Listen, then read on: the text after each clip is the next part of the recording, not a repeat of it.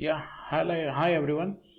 So today basically we are going to discuss about Cisco SD-WAN, and in Cisco SD-WAN we are going to configure a policy for the hub and spoke topology. Now as you are aware, by default whenever we are going to have first connectivity with our vBond and vSmart controller, we will form a mesh connectivity between all the sites, right?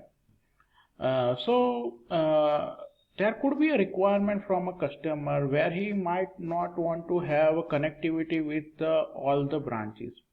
He may want to have a hub and spoke topology. Okay. So how we can configure hub and spoke topology in customer environment? So for that I have done a simulation here.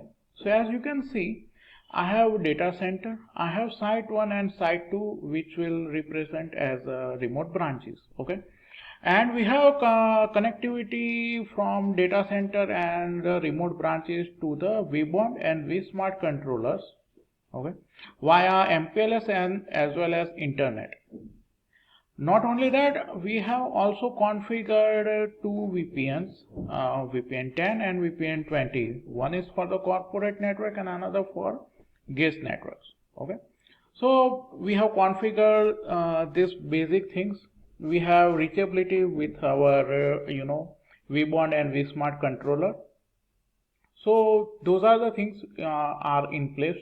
So here you can see my three routers are up. So for the hub and spoke topology, what I will do, I'll go here, okay, I'll go here in the policy and I'll create a topology, okay. So I'll select custom control, I'll give it a name, hub and spoke. So I will copy this and then I'll create two sequence rule. One is for site 1 and another for site 2. So for the site 1, I will choose the action accept and then I'll select a TLOC of a data center because I want my traffic should be go to the data center, right? So I'll select a TLOC of a data center, that is 1.1.1.4, which I have already showcased you in the topology which we have configured with the IP schema.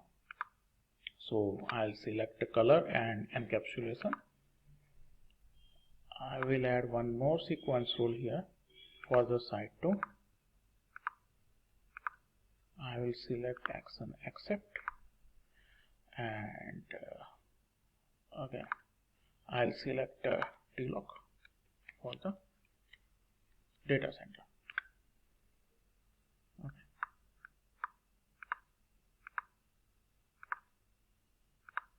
So I have configured two sequence rules here. One is for site 1, another is for site 2. Okay. I'll go and save this control policy.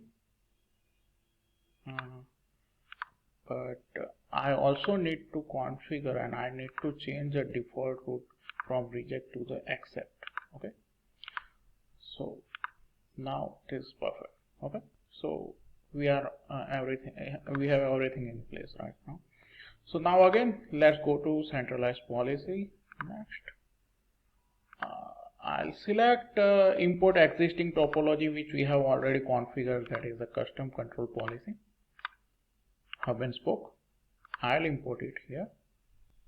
Next, we don't want to configure any application our routing here, so I'll again select next. I'll give a name here for this policy, that is hub and spoke.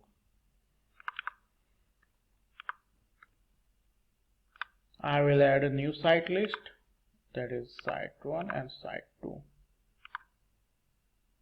Okay, I will add both these sites. Means these are the remote sites I have configured. If you go to preview, you can see the policy which we have configured for the hub and spoke topology. Okay, I'll go and save policy. Then I'll activate this policy. Sorry. So before activating this policy, let me show you how traffic is flowing from one branch to another branch. So that will give you a more idea, like by default how traffic is moving currently from one branch to the another branch.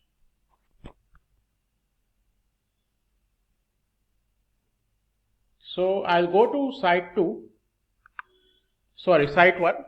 Okay, I'll go to site 1 and I'll check how I can reach to the site 2 for the VPN 20. Let's say so destination IP 192.168.60.2 is the IP address of a machine which is in a VPN 20, okay, at the site 3. So I am going to trace route that particular PC from my site 2. So let's see how the traffic is flowing. So as expected, we are able to reach that 192.168.60.2, that is site 3 machine with a single hop. Okay, so we are directly getting connectivity from site 2 to site 3. Okay. Now let's activate this policy and then we will see how the things are working.